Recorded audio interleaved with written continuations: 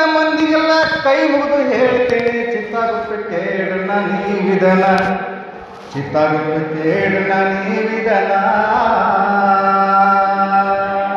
ಸಹಕಾರ ಅನ್ನುವಂಥದ್ದು ಮಾನವನ, ಸಹಕಾರ ಅನ್ನುವಂಥ ಮಾನವನ ಬದುಕಿನಲ್ಲಿ ಮುಖ್ಯವಾದ ಕಾರ್ಯ ಐತೆ ನೋಡಣ್ಣ, ಮುಖ್ಯವಾದ ಕಾರ್ಯ ಐತೆ ನೋಡಣ್ಣ.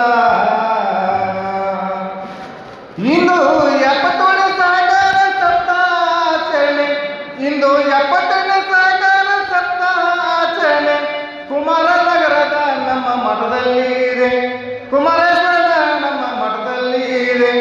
ಇದಕ್ಕ ಆಗಮಿಸಿದ ಎಲ್ಲ ಮಹನೀಯರಿಗೆ, ಇದಕ್ಕ ಆಗಮಿಸಿದ ಎಲ್ಲ ಮಹನೀಯರಿಗೆ ಭಕ್ತಿಯಿಂದ ನಮಿಸುವೆ ನಾನಿಂದ, ಭಕ್ತಿಯಿಂದ ನಮಿಸುವೆ ನಾನಿಂದ.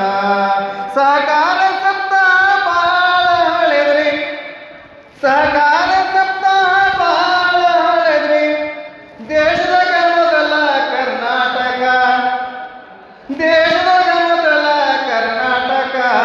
ಗದಗ ಜಿಲ್ಲೆಯ ಕಣಗಿನಾಳ ಗ್ರಾಮದಲ್ಲಿ, ಗದಗ ಜಿಲ್ಲೆಯ ಕಣಗಿನಾಳ ಗ್ರಾಮ ಪಾಟೀಲ ಎಂಬವರು ಸಹಕಾರ ಪತ್ತಿನ ಸಂಘವನ್ನ, ಅದರಲ್ಲಿ ಕೃಷಿಕರಿಗಾಗಿ, ರೈತರಿಗಾಗಿ, ರೈತರ ಬದುಕು ಹಸನಾಗಬೇಕನ್ನುವಂಥ ಹಿನ್ನೆಲೆಯಲ್ಲಿ ಮೊಟ್ಟ ಮೊದಲಿಗೆ ಸಹಕಾರ ಕೃಷಿ ಪತ್ತಿನ ಸಂಘವನ್ನು ನಮ್ಮ ಕರ್ನಾಟಕದ ಗದಗ ಜಿಲ್ಲೆಯ ಕಣಗಿನಹಾಳನಲ್ಲಿ ಶ್ರೀಮಾನ್ ಸಿದ್ದನಗೌಡ ಪಾಟೀಲ್ ಎನ್ನುವಂಥವರು ಆರಂಭ ಮಾಡಿದರು. ಈ ಸಹಕಾರ ಸಂಘ ಸಂಸ್ಥೆನ ಆರಂಭ ಮಾಡಿದಂಥ ವಿಚಾರವನ್ನು ನಮ್ಮ ಜನಪದ ಕವಿಗಳು ತಮ್ಮ ಲಾವಣಿಗಳಲ್ಲಿ, ಗೀಗಿ ಪದಗಳಲ್ಲಿ, ಏಕದಾರಿ ಪದಗಳಲ್ಲಿ ಬಹಳ ಅದ್ಭುತವಾಗಿ ಹಾಡಿ ಅವರು ಮಾಡಿದಂತಹ ಕಾರ್ಯಗಳನ್ನು ಕ್ರಿಸ್ತಶಕ 1905ರಲ್ಲಿ ಈ ಕೃಷಿ ಸಹಕಾರ ಸಂಘವನ್ನು ಆರಂಭ ಮಾಡ್ತಾರೆ. ಈ ಸಹಕಾರ ಸಪ್ತಾಹವನ್ನು ಇಟ್ಕೊಂಡು ನಾವೀಗ ಅದನ್ನು ನೆನಪು ಮಾಡೋದ್ರ ಮೂಲಕ ಏನು ಆಗಿ ಹೋದಂಥ ಮಹಿಳೆಯರು ಕಟ್ಟಿಕೊಟ್ಟಂಥ ಮಾರ್ಗದರ್ಶನದೊಳಗೆ ನಾವೇನೀಗ ಸಹಕಾರ ಸಪ್ತಾಹವನ್ನು ಆರಂಭ ಮಾಡ್ತಾ ಇದ್ದೇವೆ. ಇದು ಕರ್ನಾಟಕದ ಸಹಕಾರ ಕೃಷಿ ಪತ್ತಿನ ಸಂಘದ ಒಂದು ಚರಿತ್ರೆ.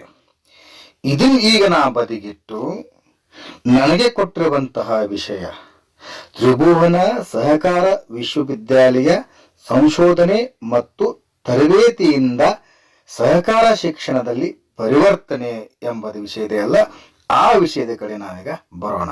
ಯಾಕಂದ್ರೆ ಕರ್ನಾಟಕದ ಸಹಕಾರ ಚರಿತ್ರೆಯನ್ನು ಇಟ್ಕೊಂಡು ಮಾತಾಡಕತ್ರ ಅದಕ್ಕೆ ಒಂದು ಪ್ರತ್ಯೇಕವಾದಂತ ಸಮಯ ಅವಕಾಶ ಬೇಕಾಗ್ತದೆ. ಅದು ಇಲ್ಲಿ ಅವಶ್ಯಕತೆ ಇಲ್ಲ. ಹಾಗಾಗಿ ಅದನ್ನ ಅಲ್ಲಿಗೆ ಮೊಟಕುಗೊಳಿಸಿ ನಮ್ಮ ಕಣಗಿನಹಾಳ ಗೌಡರನ್ನ ಕಣಗಿನಹಾಳ ಗ್ರಾಮಕ್ಕೆ ಬಿಟ್ಟು ನಾವೀಗ ಗುಜರಾತ್ನಲ್ಲಿ ಸ್ಥಾಪನೆ ಆದಂತಹ ತ್ರಿಭುವನ ಸಹಕಾರ ವಿಶ್ವವಿದ್ಯಾಲಯ ಕಡೆ ಹೋಗೋಣ.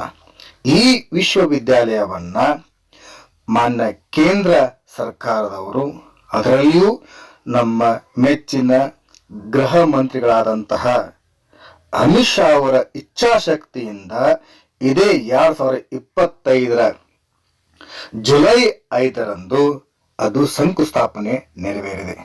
ಅಮಿತ್ ಶಾ ಅವರೇ ಅದರ ಶಂಕುಸ್ಥಾಪನೆಯನ್ನ ಮಾಡಿದ್ದಾರೆ. ಅವರ ಈ ವಿಶ್ವವಿದ್ಯಾಲಯ ಸ್ಥಾಪನೆಯ ಒಂದು ಉದ್ದೇಶ ಬಹಳ ದೊಡ್ಡದಿದೆ.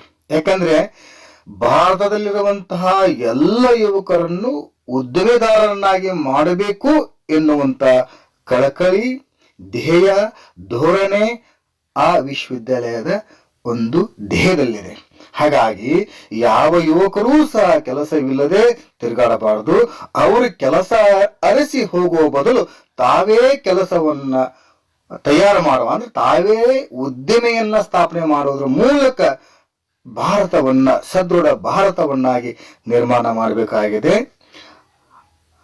ಅನ್ನುವಂತ ಕಳಕಳಿ ಚಿಂತನೆ ಅವರಲ್ಲಿದೆ. ಅವ್ರು ಹೇಳ್ತಲ್ಲ, ಆತ್ಮನಿರ್ಭಯ ಭಾರತ ಅಂದ್ರೆ ಯಾರು ಸಹ ಹೆದರಲಾದ್ರೆ, ಜೀವನ ನಿರ್ವಹಣೆಗೆ ಯಾರು ಸಹ ಹೆದರಲಾದ್ರೆ ತಮ್ಮ ಜೀವನವನ್ನ ಕಟ್ಕೊಳ್ಬೇಕು ಅನ್ನುವಂತ ಕಲ್ಪನೆ ಹಿನ್ನೆಲೆಯಲ್ಲಿ ಈ ವಿಶ್ವವಿದ್ಯಾಲಯಕ್ಕೆ ಅವರು ಇದೇ ವರ್ಷ 2025 ಜುಲೈ 5ರಂದು ಶಂಕುಸ್ಥಾಪನೆ ಮಾಡ್ತಾರೆ.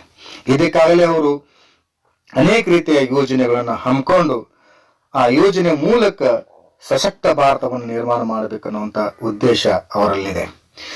ಇಂತಹ ವಿಶ್ವವಿದ್ಯಾಲಯಕ್ಕೆ ತ್ರಿಭುವನ ಸಹಕಾರ ವಿಶ್ವವಿದ್ಯಾಲಯ ಅಂತ ಯಾಕೆ ಹೆಸರಿಟ್ರು? ಆ ವಿಶ್ವವಿದ್ಯಾಲಯದ ಧ್ಯೇಯ ಧೋರಣೆಗಳಿಗೂ ಮತ್ತು